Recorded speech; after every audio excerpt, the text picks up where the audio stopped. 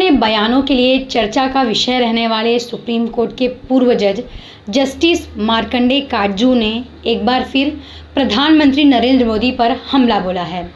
दरअसल उन्होंने the week में एक लेख लिखा है जिसमें उन्होंने प्रधानमंत्री नरेंद्र मोदी को नसीहत तक दे डाली है।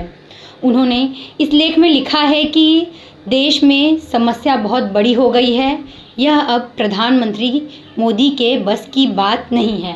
साथ ही उन्होंने कहा है कि जो इंग्लैंड के पूर्व प्रधानमंत्री हैं चर्चिल, उन्हें उनसे सीख लेने की भी ज़रूरत है। क्या कहा है उन्होंने, देखिए इस न्यूज़ रिपोर्ट में। पूर्व जस्टिस काटजू ने अपने इस लेख में लिखा कि यह अब साफ है कि देश की समस्या अब बहुत बड़ी हो गई है, जिसे पीएम मोदी और भाजपा अकेले संभाल नहीं सकती। एक राष्ट्रीय सरकार का तुरंत गठन होना चाहिए जिसमें सभी दलों के नेता, वैज्ञानिक, प्रशासनिक विशेषज्ञ भी शामिल हो। ऐसा ही कदम इंग्लैंड के पूर्व प्रधानमंत्री चर्चिल ने मई 1940 में उठाया था, जबकि नाजियों की समस्या सामने खड़ी हो गई थी।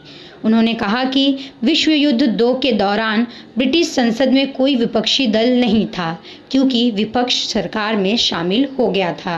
काटजू ने आगे लिखा कि प्रधानमंत्री मोदी के उचित सम्मान के साथ मैं यह कहना चाहता हूं कि आज देश के सामने जो गंभीर समस्याएं हैं, इसे उनके और उनकी पार्टी के लिए अकेले संभालना बहुत मुश्किल है। अर्थव्यवस्था तेजी से डूब रही है और महामारी ने स्थिति को और गंभीर कर दिया है। हालांकि ब्रिटेन की तरह ही हमें किसी अन्य देश के आक्रमण का खतरा नहीं है, जैसा कि मई 1940 में ब्रिटेन को सामना करना पड़ रहा था। लेकिन हम एक ऐसे खतरे का सामना कर रहे हैं जो कि उतना ही खतरनाक है। पूर्व जज ने आगे लिखा कि हमारे देश की 80 से 90% वर्कफोर्स यानी कि 40 से 45 करोड़ लोग अपनी आजीविका खो चुके हैं। इसमें दिहाड़ी मजदूर, प्रवासी कामगार और अन्य लोग शामिल हैं। इसके चलते देश में कभी भी खाद्य दंगे भड़क सकते हैं, जिसकी वजह से कानून और व्यवस्था ध्वस्त हो सकती है और अराजकता फैलेगी। इसलिए आज देश को पूरे राष्ट्र के संयुक्त प्रयास की आवश्यकता है। ऐसे में पीएम को सर्वदलीय सरकार बनाने पर विचार करना चाहिए। यहाँ पर हम आपको ये बता दें कि ऐसा पहली बार नहीं है जब पूर्व जस्टिस काटजू ने प्रधानमंत्री नरेंद्र मोदी पर हमला बोला हो। इसके पहले भी उन्होंने जो लॉकडाउन है उसे लेकर और साथ ही जो लॉकडाउन के दौरान जो प्रवासी मजदूर हैं जो पलायन कर रहे हैं अपने गृह राज्य में जाने के लिए, उनकी तकलीफ़ों को लेकर मोदी सरकार पर निशाना साधा था। साथ ही उन्होंने जो हाल ही में औरंगाबाद में जो एक हादसा हुआ है प्रवासी मजदूर के साथ, जिसमें जो मालगाड़ी है उससे जो 16 मजदूरों की कटकर जो जान चली गई, इस हादसे का भी जिक्र किया है। क्या कहा है उन्होंने, देखिए। अपने दूसरे लेख में काटजू ने लिखा कि प्रधानमंत्री द्वारा घोषित राष्ट्रव्यापी लॉकडाउन के दौरान भारतीय मीडिया ने टीवी स्क्रीन्स और इंटरनेट स्ट्रीम्स पर लाखों प्रवासी मजदूरों को जो भारत के कई शहरों और कस्बों में काम किया करते थे, उन्हें सैकड़ों किलोमीटर पैदल चलते हुए अपने गांवों और घरों की ओर लौटते हुए दिखाया। इनमें से कई लोगों ने तो रास्ते में ही दम तोड़ दिया। अब औरंगाबाद में ऐसे ही पैदल घर जा रहे 16 मजदूरों के ट्रेन से कट कर मरने की बेहद दुखद खबर आई है। इसमें कोई संदेह नहीं है कि इस राष्ट्रव्यापी लॉकडाउन के कारण इन लोगों और उनके परिवारों को बहुत कठिनाई और पीड़ा हुई है। लेकिन अधिक महत्वपूर्ण प्रश्न जो कोई नहीं पूछता वह यह है कि ये सभी लोग घर वापस लौटकर आखिर क्या करेंगे।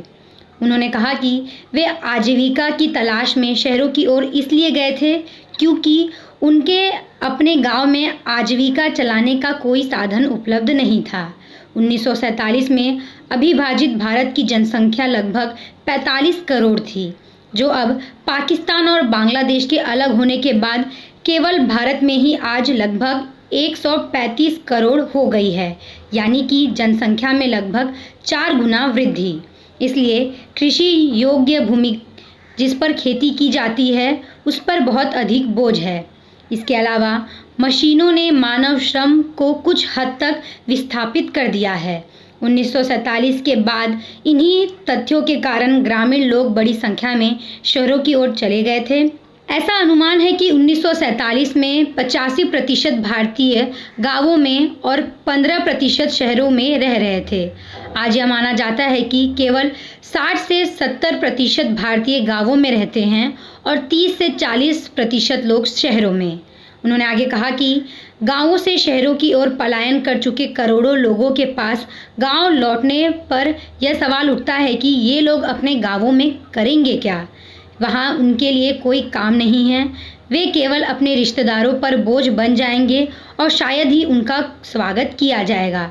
उन्होंने कहा कि शहरों में वे कुछ पैसा कमा रहे थे जो वे गांव में रहने वाले परिवार के पास भेजते थे। अब उनकी पत्नियां भी उनके लौटने पर शायद ही खुश होंगी, क्योंकि अब वे अपने परिवारों के लिए कमा नहीं पाएंगे, बल्कि उन्हें खुद ही 2 वक्त की रोटी के लिए शायद किसी और के सामने हाथ फैलाना पड़े।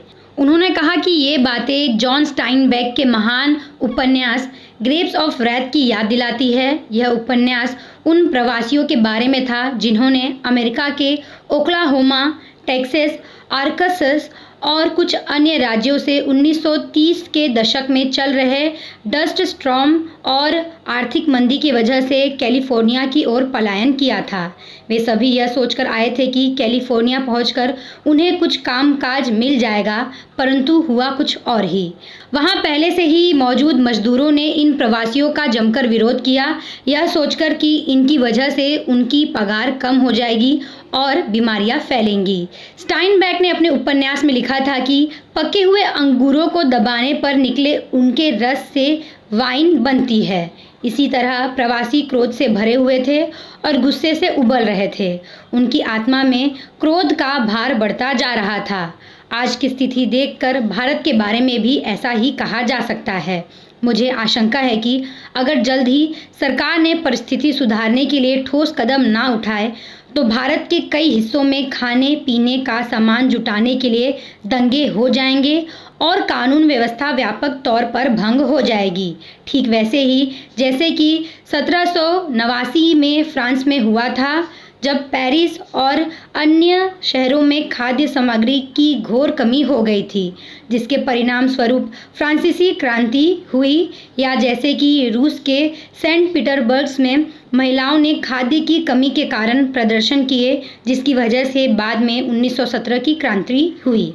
उन्होंने कहा कि प्रधानमंत्री को अब एक राष्ट्रीय सरकार बनाने पर विचार करना चाहिए, जिसमें वर्तमान विपक्षी दलों के नेताओं सहित कई वैज्ञानिक, तकनीकी और प्रशासनिक विशेषज्ञ भी शामिल हो, जैसा कि ब्रिटिश प्रधानमंत्री विंस्टन चर्चिल ने मई 1940 में नाजी और जर्मनी द्वारा आक्रमण के खतरे से निपटने के लिए किया था।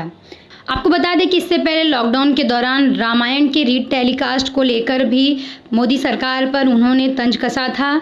28 मार्च से रामायण का रीड टेलीकास्ट किया जाने लगा है, जिसे लेकर काटजू ने मोदी सरकार पर तंज कसते हुए कहा था कि रोमन सम्राट कहते थे कि अगर आप लोगों को रोटी नहीं दे सकते तो उन्हें सर्कस दे दो, और हमारे आधुनिक भारतीय सम्राट कहते हैं कि अगर आप लोगों को रोटी नहीं दे सकते हो तो उन्हें रामायण और महाभारत दिखा दो। हरिओम। तो जैसा कि आपने देखा, प्रधानमंत्री नरेंद्र मोदी पर निशाना साधते हुए जस्टिस काटजू ने अपने इस लेख में साफ तौर पर प्रधानमंत्री नरेंद्र मोदी को यह नसीहत दी है कि अब इस मुश्किल घड़ी में उन्हें एक सर्वदलीय सरकार बनाने की ज़रूरत है, जिसमें विपक्ष के सभी पार्टी, वैज्ञानिक और विशेषज्ञ शामिल हो। साथ ही उन्होंने यह भी कहा है कि जो इंग्लैंड के पूर्व प्रधानमंत्री हैं उनसे भी उन्हें सीख लेने की ज़रूरत है। इंग्लैंड के जो पूर्व प्रधानमंत्री हैं चर्चिल, उनसे सीख लेने की ज़रूरत है। और लॉकडाउन को लेकर जो प्रवासी मजदूर हैं जो पलायन कर रहे हैं, उन्हें जो समस्या से जो मुश्किलें खड़ी आ रही है उसके लिए सरकार को क्या कदम उठाना चाहिए, इस बारे में उन्होंने जानकारी दी है। बहरहाल उनके इस राय पर और उनके इस लेख पर आपका क्या कहना है, हमें कमेंट कर ज़रूर बताएं। नमस्कार।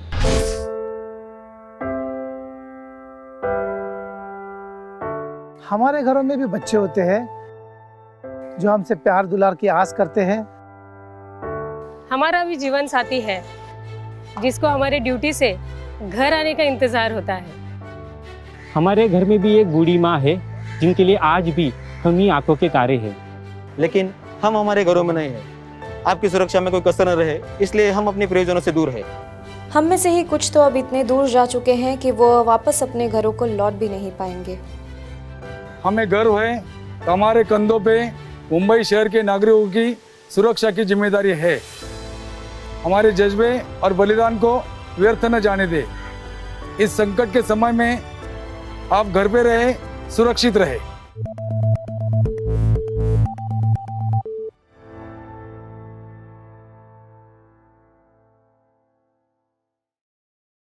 अब खबरें पाइए सबसे पहले हमारे मोबाइल न्यूज एप्लीकेशन पर। एंड्रॉइड या iOS प्लेटफॉर्म पर जाइए, HW न्यूज नेटवर्क को सर्च कीजिए, डाउनलोड कीजिए और अपनी सुविधानुसार भाषा का चयन कीजिए। खबरों की भीड़ में अपने काम की खबर पाते रहिए।